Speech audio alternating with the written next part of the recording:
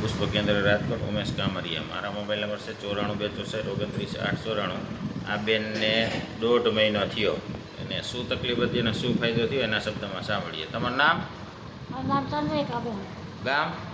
ગામ રાજકોટ. હવે શું તકલીફ હતી? આ કેન્સરની ગાંઠ હતી. કેન્સરની ગાંઠ, જીભનું કેન્સર હતું ને? હા, જીભનું. અને ડૉક્ટરે ના પાડી દીધી હતી ને હા. ઓપરેશન નહીં થાય. લોકો ના બાજુ તો ઓપરેશન નહીં થાય. હવે આપણે 1.5 મહિનો થયો ને? હા. 1 મહિનો ને 15 દિવસમાં કેટલો ફાયદો? હા, મચી કમ્પ્લીટ રેડી? ગયું.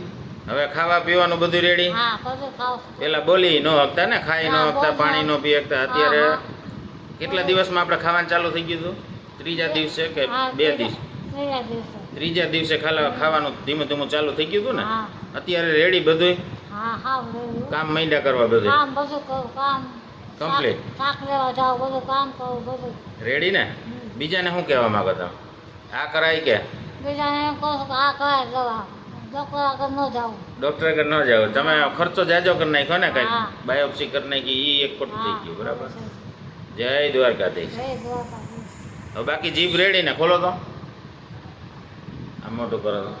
હા, તો આમાં ગાંઠ હતી મોટી સોપારી જેવડી, અત્યારે હાવ 0 થઈ ગઈ, જીભ જેવી જીભ થઈ ગઈ.